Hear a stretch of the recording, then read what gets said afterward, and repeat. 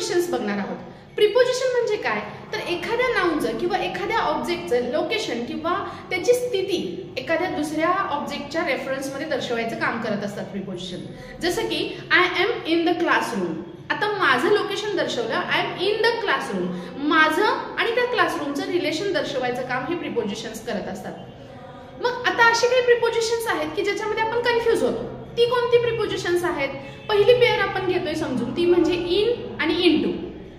आता ह्या दोन्हीचा अर्थ बघायला गेलं तर सेम आहे, इन म्हणजे पण च्या आत आणि इनटू म्हणजे पण च्या आत। मग इन कधी वापरायचं आणि इनटू कधी वापरायचं, मी एक छोटीशी ट्रिक तुम्हाला देणार आहे, तेवढी जर समजून घेतलात तर तुम्हाला लगेच लक्षात येईल की इन कुठं वापरायचं आणि इनटू कुठं वापरायचं। आता खरं तर इनचा दोन्हीचा अर्थ आहे की च्या आतमध्ये, पण थोडासा डिफरन्स आहे आणि तो डिफरन्स काय आहे, जेव्हा आपण इन वापरतो तेव्हा त्या वाक्यामध्ये मूव्हिंग ऍक्शन नसते आणि जेव्हा आपण इनटू वापरतो तेव्हा मात्र त्याच्यामध्ये मूव्हिंग ऍक्शन असते। जसं की बघा, आता दोन एक्झाम्पल मी देईन की I am in the classroom, I am in the classroom means what, I am in the classroom but I am not moving, I am stable, म्हणजे मी कशी आहे, स्टेबल आहे, मी हालत नाहीये किंवा माझी एखादी हालचाल दर्शक एखादी ऍक्शन माझी चालू नाहीये, तर अशा वेळेला मला वापरायचं इन आणि तो एरिया जो आहे तो क्लोज्ड असला पाहिजे।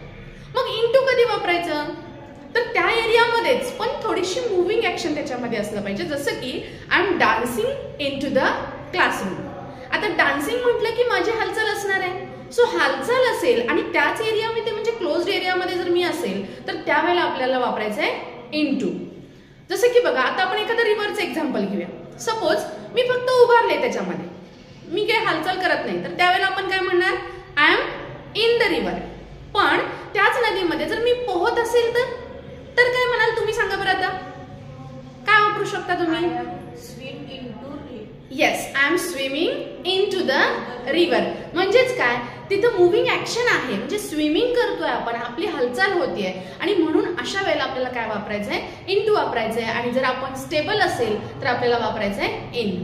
आता मी एक तुम्हाला एक्झाम्पल देते, तुम्ही त्याच्यामध्ये सांगायचं की इन वापरणार का इनटू वापरणार। जसं की बघा, students are dash dash classroom, आता याच्यामध्ये इन येईल का इनटू येईल हे तुम्हाला सांगायचं आणि तुम्ही कमेंट सेक्शन मध्ये ते टाईप करून लिहायचंय उत्तर। ओके, आता मी दुसरं एक्झाम्पल देते बघा, जसं की आता एक एक्झाम्पल घेऊया, my child is jumping dash dash bedroom.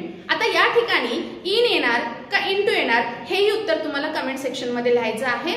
आणि जर तुम्हाला अजून पुढचे असेच व्हिडिओज पाहिजे असतील तर या चॅनलला लाईक करा, सबस्क्राईब करा आणि शेअरही करा, त्याच्याच बरोबर बेल आयकॉन प्रेस करा, जेणेकरून पुढच्या व्हिडिओची नोटिफिकेशन तुम्हाला लगेच मिळेल।